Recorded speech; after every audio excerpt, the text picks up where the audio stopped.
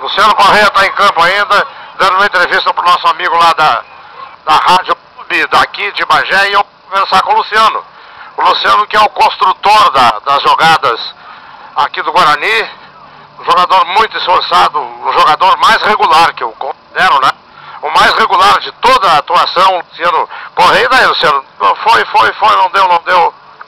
A gente trabalhou, na outra fase a gente veio aqui, tivemos um erro no início do jogo.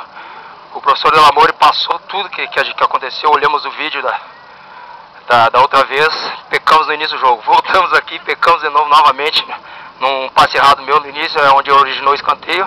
E mais uma vez erramos a marcação e eles foram felizes em fazer o gol. Mas é como eu sempre falo, assim como a gente ganha, já pensa no adversário, na derrota também é esquecer, já foi, não tem como recuperar mais, e já pensar no próximo. Toca a torcida lá em Camaquã e região.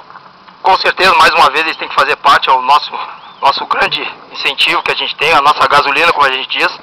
Tá de parabéns, torcedor. Uma pena que a gente não pôde contribuir hoje com o resultado, um ponto, ou até mesmo os 3.